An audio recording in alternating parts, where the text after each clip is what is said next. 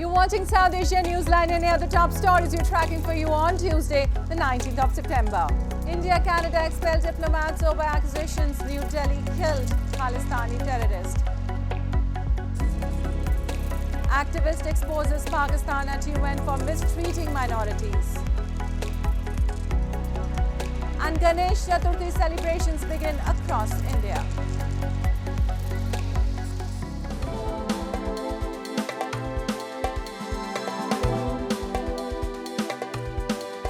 And now for all the details. In a tit-for-tat move, India on Tuesday expelled a top Canadian diplomat hours after Ottawa ordered expulsion of a senior Indian official from Canada following allegations by Canadian Prime Minister Justin Trudeau of Indian government's involvement in the killing of Khalistani terrorist Hardeep Singh Nijjar. The Foreign Ministry said the decision reflected India's concern over Canadian diplomats' interference in internal matters and participation in anti-India activities. A designated terrorist, Nijjar, was shot dead outside a Gurudwara by unknown gunmen in June this year.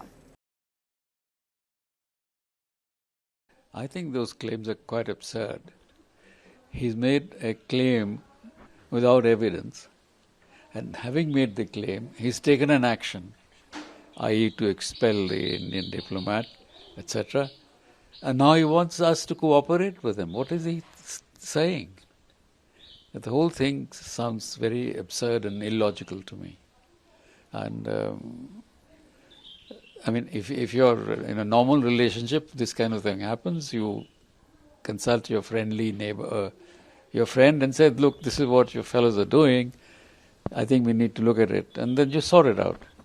But he just decided something on it's apparently for his own domestic reasons. And in a sharp worded statement, India's foreign ministry said such unsubstantiated allegations are being done to divert the focus from Khalistani terrorists under shelter in Canada. The inaction of Canadian government and expression of sympathy by Canadian political figures for Khalistani elements remains a matter of deep concern, the statement added. Well, on the second day of the ongoing special session of the Parliament, lawmakers bid farewell and stepped out from the old Parliament building into the new building on what Prime Minister Narendra Modi said was a historic day.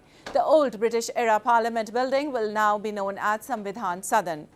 Kickstarting the proceedings in Lok Sabha, the government introduced a key bill to reserve one-third seats in the lower house and state assemblies for women, reviving a proposal that has been hanging for decades. The announcement comes just 8 months before general elections, which are due next year.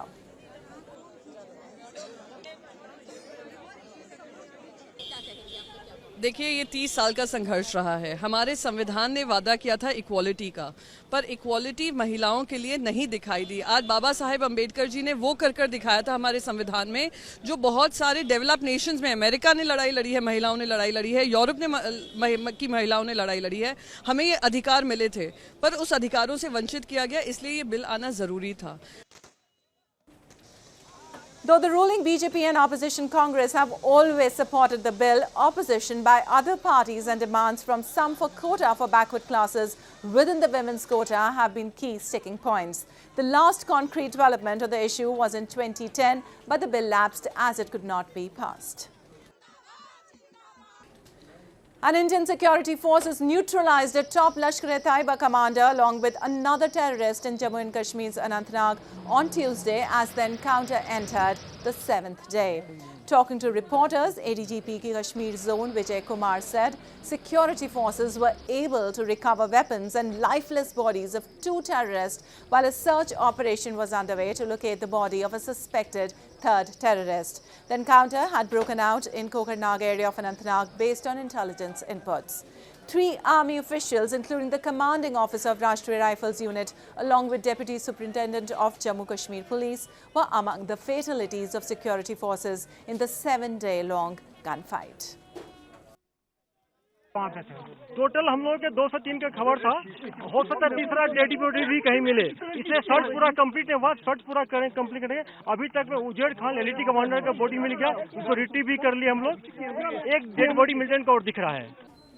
Moving on, an activist exposed Pakistan's rights violations against minorities at the UN, highlighting recent vandalism of churches and persecution of Christians in fabricated blasphemy cases. A report. for several days. Joseph Jason, a human rights activist, exposed Pakistan for mistreating its minority Christian community as he made an intervention during the UNHRC session in Geneva on Monday. Jason highlighted the recent vandalism of several churches and Christian houses in Faisalabad in August by a Muslim mob over blasphemy allegations.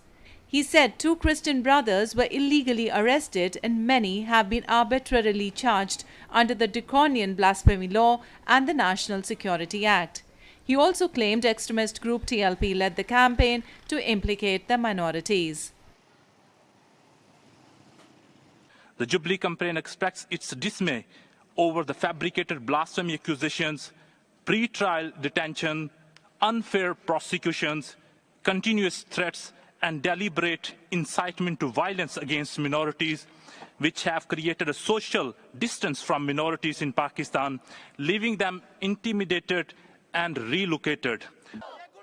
Pakistan has long been condemned internationally for discriminating against its religious minorities, which is manifested in various forms, including targeted violence, blasphemy accusations, abductions, curbs on practicing religion, and forced conversion to Islam.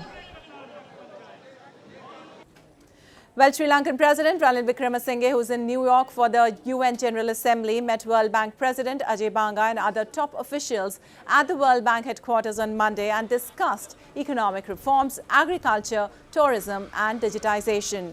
Wickremesinghe expressed gratitude for the vital financial support provided by the lender that helped his country tide through the most difficult months. Banga commended Sri Lanka's commitment to reforms, emphasizing the importance of credibility. The island nation was hit by an unprecedented economic crisis in 2022 due to a severe paucity of foreign exchange reserves. Officials say it is now leaping back to recovery. Bangladesh Foreign Minister AK Abdul Momen on Monday said that the government has made a commitment that it would hold a free and fair election, as the Election Commission has been given absolute authority in this regard. Momen made the remarks while giving details of Prime Minister Sheikh Hasina's engagements in New York. In recent months, the US and several other countries have raised questions over the election process in Bangladesh and accused PM Hasina's administration for cracking down on anti-government protest.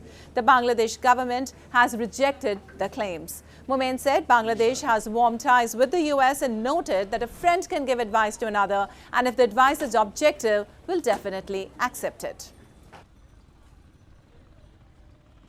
And grand celebrations of the 10-day-long Ganesh Chaturthi festival began across India on Tuesday. Take a look. Hindu devotees across India on Tuesday began celebrations of the 10-day-long Ganesh Chaturthi festival, which commemorates the birth of the elephant-headed god, Lord Ganesha. Devotees took out processions and formed serpentine queues at temples since early morning to seek blessings of Lord Ganesha, who is considered the embodiment of wisdom and is widely revered as the removal of obstacles. Devotees also observed fast on the occasion for the well-being and prosperity of their families. आज लाखों लोगों में उत्साह है, गणेश जी की तैयारी जोर से चालू है। आज आप देख रहे हैं बड़ा बहुत माहौल है। 4 दिनों से हम देख रहे हैं हर साल के ज़्यादा दुगनी चौगनी गर्दी अभी रास्ते में है।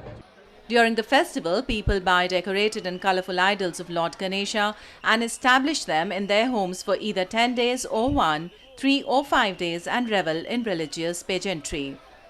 Elaborately decorated idols of the Hindu gods are also installed in marquees based on different themes, which are visited by people during the festival. An immersion ceremony known as Visarjan of the idols is performed in the last day, which signifies divine entities returning to their abodes after being the guest of the devotees. Well, that's all in tonight's edition. We'll see you same time tomorrow. Good night.